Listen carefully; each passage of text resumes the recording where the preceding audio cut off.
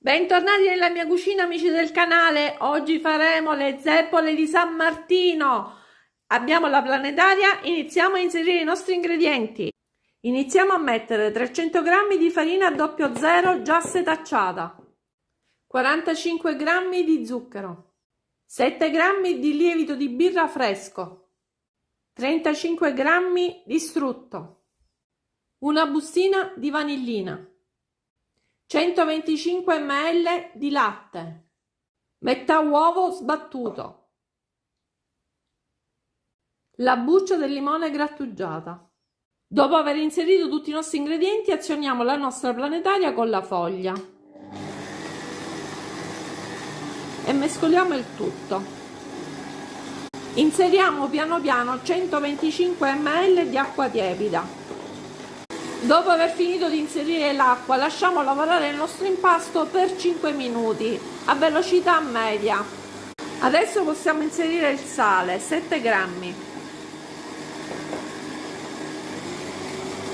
Il nostro impasto è pronto. Adesso lo mettiamo a lievitare fino al raddoppio. Lo copriamo con la pellicola e lo mettiamo nel forno con lucina accesa e aspettiamo che raddoppi di volume.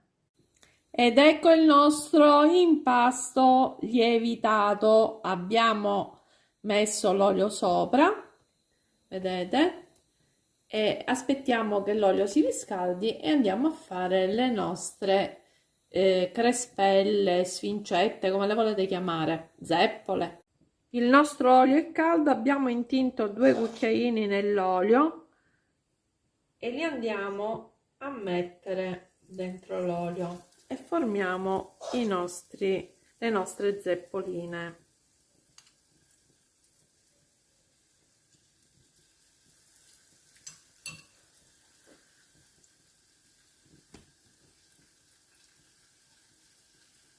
Eccole qua, adesso le faremo tutte e poi vi farò vedere. Ma quanto sono belle queste sfincette di San Martino! Ed ecco qui le nostre zeppoline di San Martino, già belle invassoiate, cosparse di zucchero a velo e cannella. Adesso ne apriremo una e vediamo com'è venuta all'interno. Andiamo ad aprire.